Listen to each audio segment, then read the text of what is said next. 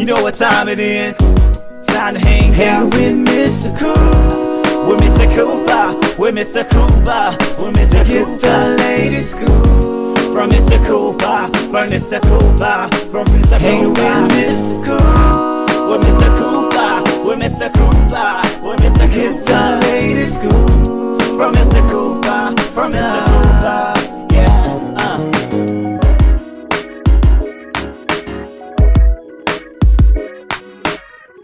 Welcome to the Big Scoop with Coop. I'm your host, Coop. Big shout outs to everyone that's listening on Apple Podcasts, Pandora, iHeartRadio, TuneIn Radio, Stitcher, wherever you're listening to. Big shout outs to you. If you want to catch the video version of this show, make sure you go to my website to catch full episodes at thebigscoopwithcoop.com. Also on YouTube at youtube.com/thebigscoopwithcoop. You can also catch a 15-minute preview of this episode right here on Instagram at Big Scoop with Coop. All right, people, enough about me. Today's guest, she is a successful book author. She has written books from all the way from 2009. It's called Hard Lessons. And also her newest book that's out right now that's called A Right Worthy Woman. Ladies and gentlemen, Miss Ruth Watson. I want everybody to sit back, relax, and enjoy the show. And you're about to learn something you didn't know about before. Ladies and gentlemen, once again, Ms. Ruth Watson. Ruth Watson, welcome to the show. Thank you. Thank you for having me, Coop. I appreciate it so much. You are so welcome. How is your day going so far? Besides the hiccups before, but how's your day going? I think it's been pretty good. I mean, pretty good day. And yeah. I'm glad to be on here with you. So Thank you. Thank you. Yes, ma'am. I'm in North Carolina. So I'm loving the weather right now. Great weather going on. I'm so glad it's spring and summertime because this is the time that I love, minus my allergies. But guess what? It's a great day. It definitely is. Yes, ma'am. Yeah. I was in North Carolina this weekend past. So I was in Greensboro. Oh, wow. Okay. 2.5 hours away from me. Not bad. Yes, ma'am. Mm-hmm. All right. Now, Ms. Watson, I did say earlier in the intro, you have written a lot of books. I think your first book did come out in 2009, and you just wrote your latest book now. But for the people that's getting introduced to you for the first time, when did you first realize that you want to become an author or a writer? I've always wanted to be an author. I wanted to be an author when I was in college. I used to tell people I'm going to write a book one day. Everybody used to laugh, like, what are you going to write about? You don't have anything to write about. I said, yes, I do. I have plenty of things I want to write about. And, it was just a joke. At the time, I wasn't really that serious about it. So later on, after a career doing some other things, I ended up writing for the newspapers and magazines and things like that. And it led to a book. Ooh, nice. And you know what? I tell people anytime, it doesn't matter your age, if it's young or old, if it's instilled inside of you, it can happen because that means there's some type of determination and there's a will that you want to do something. You start off as a joke, but look at this. This is a serious career that you have now. And I love it, Ms. Watson. I definitely do. Now, Ruth, what type of hurdles did you go through to get to where you are in your career today? Oh my God. Oh, the big R, rejection. Rejection. I wrote the book, thought it was pretty good at first, and I sent it off to an agent in Detroit at the time. And she said to me, and I usually agents don't respond back to you, but because she was recommended to me by Miss Pearl Clegg, I guess she felt the need to give me some feedback. And the writing was subpar. It wasn't right. I hadn't edited it like you were supposed to, Coop. I had just sent it in. You write the story, you're glad you finished, and you start sending it out. And then I realized I had to do a whole lot of editing. And then after that, she left agenting and went to being a publisher for Christian book publisher. So my book didn't fall in that category. So what I had to do was find an agent. So I had so many rejections. I wrote query after query after query. And it got so bad one time that I said to myself, you know, this is ridiculous, you know, that you have to go through this, because we hear about the slush piles and how your book may end up in this, your manuscript will end up in the slush pile, and how they might read your stuff, and that the queries got to get their attention. I kept on until I finally got an agent. Now that agent looked at the book, looked at the manuscript, and then she sort of put it aside because she had some other high-paying clients. So I guess she said, I'll get around to it. I don't think she ever pitched it to but 2 or 3 people. So I was like, okay, you got to leave this. This is not working for you. Then I started with another rejection pile. So you're talking like 30, 40 rejections again. That's how it happens. It gets to the point where you've been rejected so much that either you're going to cry or you're going to just say, you know, forget it. I was at that point, both cried and say I was going to forget it when I got an agent. Wow. And then I got an agent. Now, after getting the agent, it took her maybe 8, 9 months to sell the book, the manuscript. So once you get the agent, then they got to pitch it and try to sell it. And even still, while they're selling it, they're telling you, well, you might want to, you know, do this to the manuscript. It might need some clarification. So you're continuously editing the manuscript because you want it to be the best it could be, because they want to see the first 3 chapters. And after that, finally, I mean, I was about to give up for real. I was saying, you know, this is my 3rd career. I'm done. And I got the call that my book had been sold to Simon and Schuster. That's what I'm talking about. That's what I'm talking about. And you know what? I think that was a test from God right there, trying to see if you was going to hold on to that little bit of faith. And look at you. You did. And look where it got you. Yes, ma'am. Now, Ms. Ruth, let me ask you this. Did you have any mentors to help you out on the way from the beginning of your career all the way up to now? You know, I didn't have any mentors, but I did meet Miss Pearl Clegg at the Cleaners. Wow. And she wasn't selfish. You know, a woman of her status, a playwright, right, a best-selling author herself, she said to me, you know what? When you're done with your book, I'll give you, she gave me her phone number. She said, call me and I will connect you with my agent. But her agent was the one that told me it wasn't right. But I'm glad she did, because it was the best advice I would have ever gotten, because nobody else would have told me. Nope. They would have just rejected me straight out and not given me the advice that she gave me. And she told me to always be prepared, get your stuff ready, always, you know, hone in on your skill before you send it out, because you only have one time sometimes to get somebody's attention. And I took her advice. And so, but as far as mentorship, somebody telling me, no. I went to the library, got books, and read it myself. And then a lot of times we can be a little selfish. People can be selfish when they're climbing the ladder. They don't have time to tell you what they did to get there. So I didn't have that kind of help. I reached out to some people and they were like, really, call me. When I called them, they were like, I'm too busy to talk to you. So I knew at that point that it was just going to be me and my faith. And that's exactly what happened. I said, you know, Lord, if it's meant to be, it'll happen. You're right. And I just kept on, and I kept on. But I'm telling you, I almost quit. I almost quit.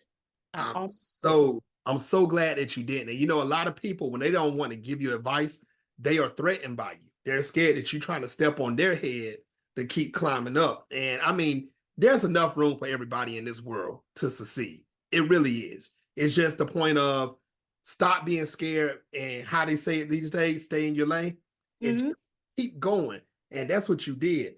Now, you know what? And I'm glad you mentioned that, because I want to know your personal opinion about this. I know the rejections you went through, your steps that you took to get to where you are. Do you feel like it's harder to be an author in today's time compared to 20, 30 years ago? Yes. For African Americans, yes. And I'll tell you why. 20 or 30 years ago, there was a need for African American authors. There weren't that many of us, very few of us. And as time went by, like in the late 80s, early 90s, there was an influx of authors that got contracts in publishing because they needed some African American authors. Right. They have plenty of us now. So Mm-hmm. very difficult. It's not easy at all. I think it is probably one of the most difficult jobs you could try to get as a writer, because it all seems like it's easy once you see the book out there, but you don't know the challenges that we go through to just try to get recognition. And then you might see a book out there that you pick up the book and you read the first chapter and like, how did this get published? And you mean really, and you say, wow, it's just two separate types of things. And we're trying to break open those gaps and bring those gaps together. I mean, not break them open, pull them together. Right. So we all can get equal access to publishing, because we have stories we want to tell. That's true. I know a few seasons ago, I had Zane on my show, and she was talking about, how she started also. And she's saying basically the same thing that you were saying, for the need of African-American authors, back then.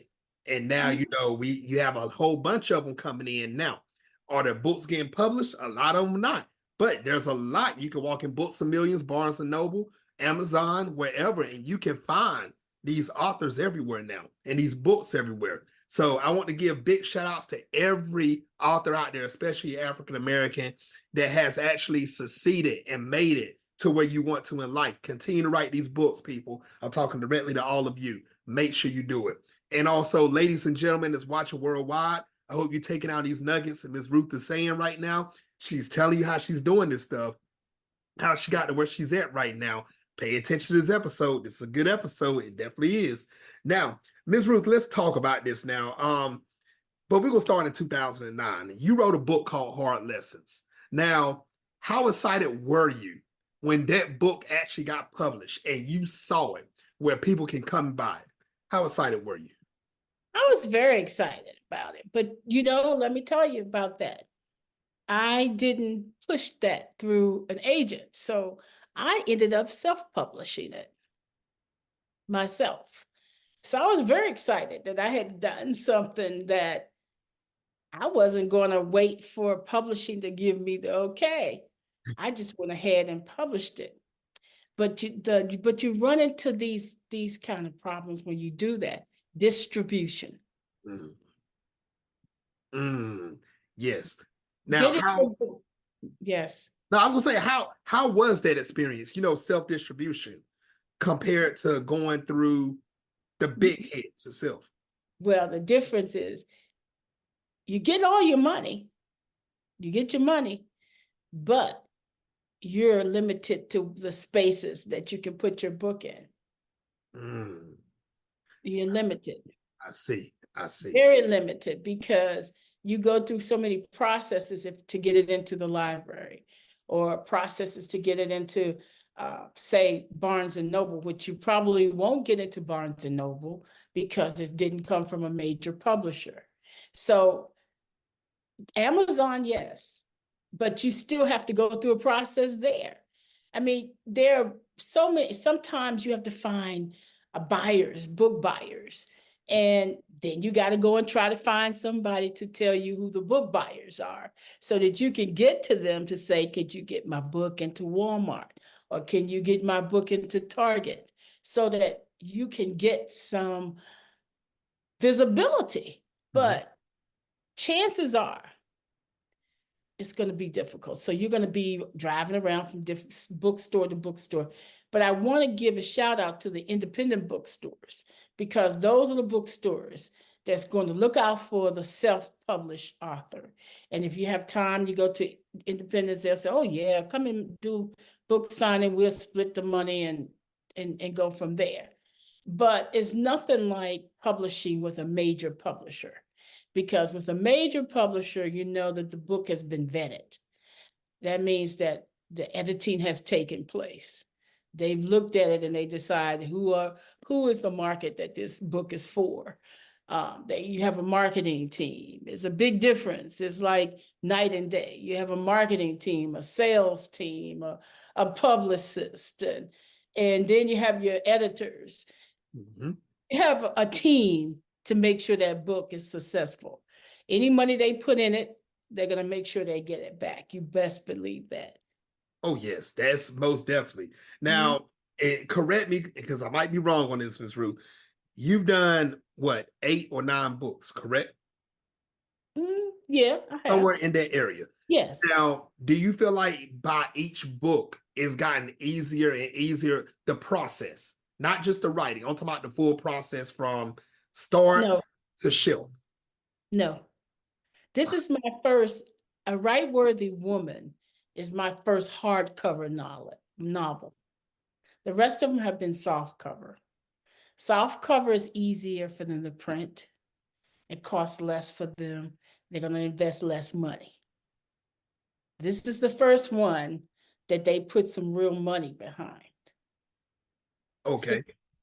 So that's a lesson to learn. But as long as you get published, it doesn't matter whether soft cover or hardcover. But you know that a hardcover novel, they're going to make sure that they push it a little bit more, because it costs them more to do that.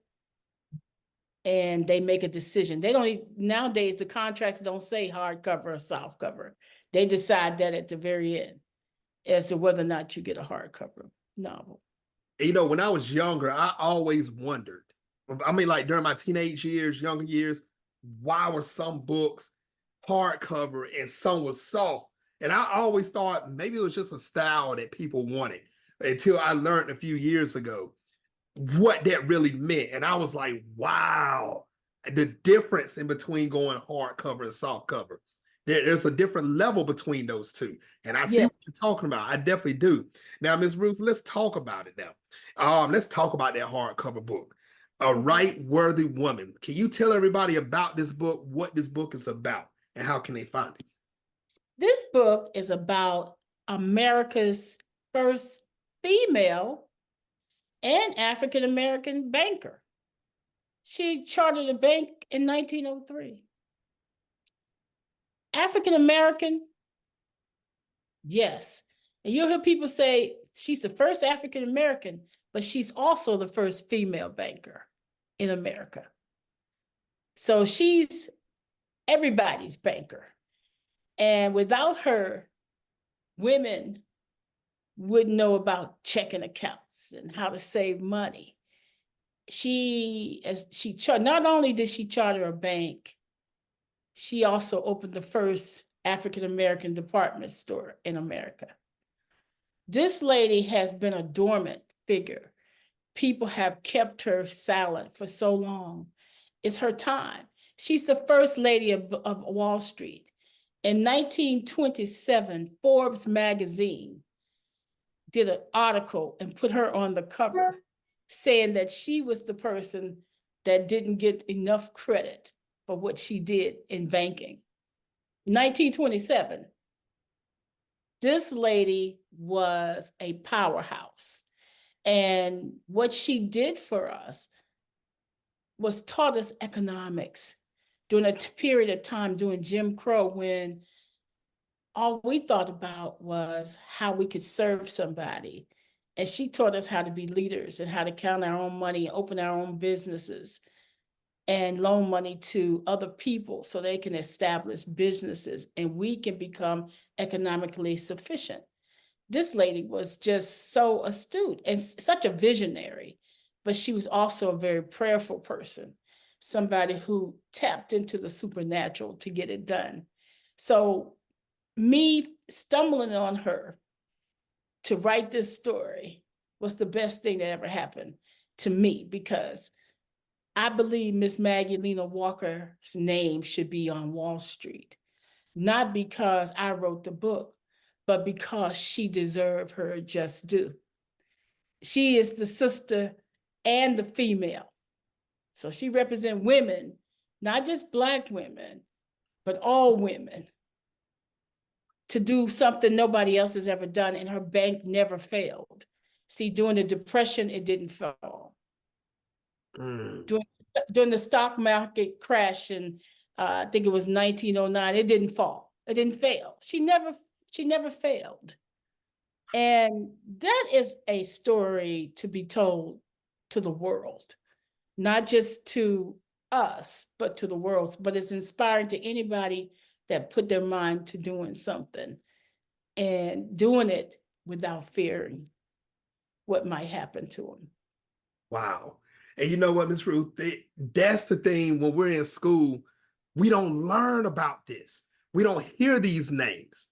You only hear about the Abraham Lincolns and the George Washingtons and, okay, I'm telling my age now, but still, all the way up to current for Barack Obama, all the way up, Kamala Harris. You know, you hear these names, but the pioneers that started it, or kids these days, the OGs that started, y'all know what I'm trying to say, that we don't hear about that. And that's the crazy part. Ms. Ruth, I am so glad that you wrote this book. And I'm telling everybody to go out there and get this book. Where can they get it at, Ms. Ruth? This book should be at every place you buy a book. I mean, Barnes and Noble, Amazon, the independent bookstores. And if they don't have them, tell them to order it, because libraries, this book is everywhere. And there are no place that this book should not be. And if it's not there, just tell them, please order the copy of A Right Worthy Woman by Ruth P. Watson.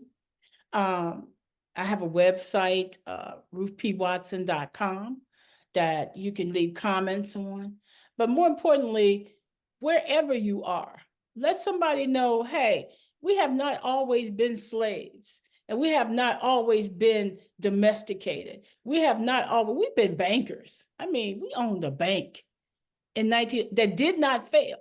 There's a lot of banks that crashed during the Great Depression, but not the St. Luke Penny Bank. It did not crash.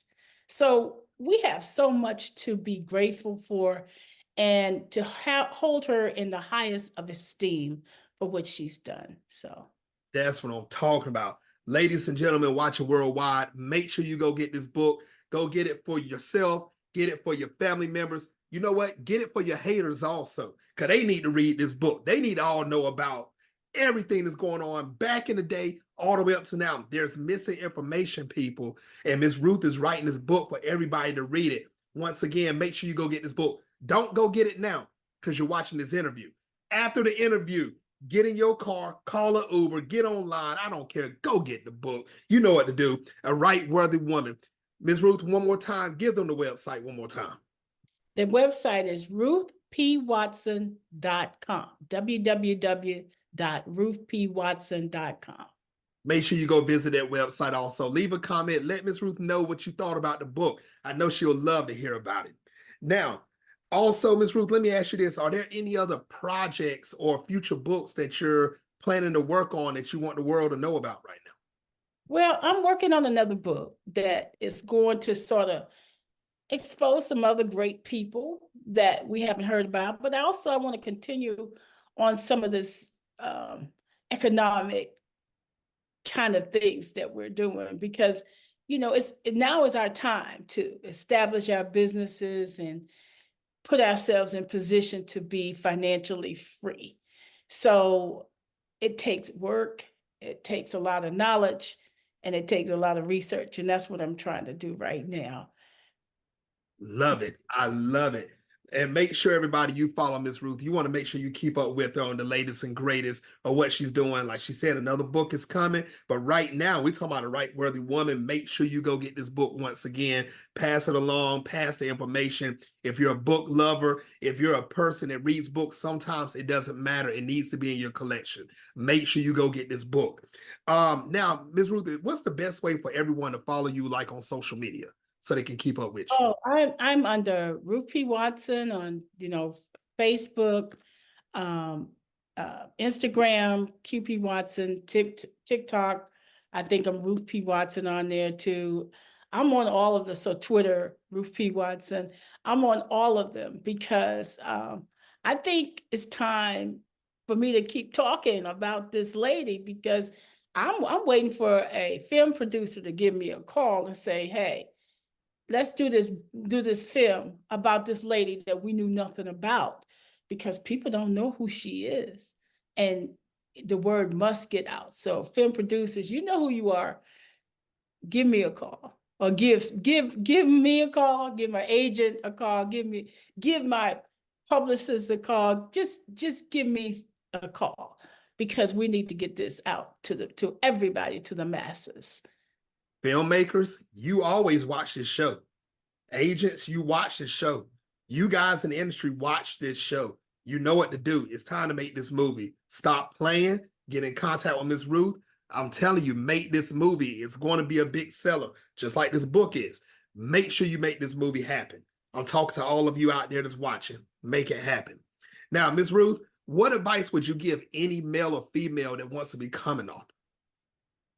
I want you to always never listen to the naysayers. Anybody that tells you, that even murmurs, oh no, you can't do that. Do not listen to them because I am no spring chicken and I am doing what I want to do.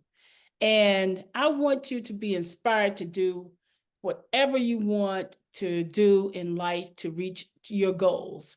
And do not let the haters, the backstabbers, the people that's whispering in your ear, that devil that says you can't do it, to even interrupt you. Don't let the disruptors to get in the way of your success. Just know that if you believe in it, it can be achieved. Nice, nice. All right, now, Ms. Ruth, this is the last segment of the show. It's called Take the Floor. Now, you have up to 2 minutes to say whatever you want. No questions asked. Ms. Ruth Watson, take the floor. I want everybody out here who watches the Scoop by Coop, from Coop, to understand that we need people like him to give us the word, tell us what's happening in the world, and to spread the word. Let other people know about him. Not just because I'm on here, but because he's giving you what you need so that you can be inspired to do what you want. Because a lot of times, the lack of information is the reason why we're not successful. So listen to shows like this, participate, tune in when you can, because these are the places that you're going to get the best information. The best information is not going to come from just Instagram, where we just give you some fake and some phony, because we need to do that to make you listen to us. This is a real show that needs your real attention. So that's all I have to say. I love it. I love it. I love it. Thank you, Miss Ruth, for everything. Once again, ladies and gentlemen, worldwide, make sure, once again, you go get this book, A Right Worthy Woman. Go pick up every book that she's done. I don't care if it's soft cover, hard cover. If you can even find digital format of it, make sure you get all of these books that she have. I'm telling you, this is a collection that you're going to want to have from Miss Ruth Watson sitting on your bookshelf. I'm telling you, go all the way back from 2009, all the way to 2024. Find every book that she has written. Ms. Ruth, I want to thank you so much for being on the show, and I would love to have you back on in the future. Thank you for having me. I mean, it's been a joy. Yeah, I can see you have one of those vibrant personalities that brings out the best in everybody. So thank you so much for having me. You are so welcome. All right, people, next time on the Big Scoop with Coop, my next guest is, you know I don't never announce my next guest. You better follow me on social media at the Big Scoop with Coop to keep up to what's going on next, who's coming on. All right, people, enjoy the rest of your day. Once again, go get the book, A Right Worthy Woman. All right, until next time, peace.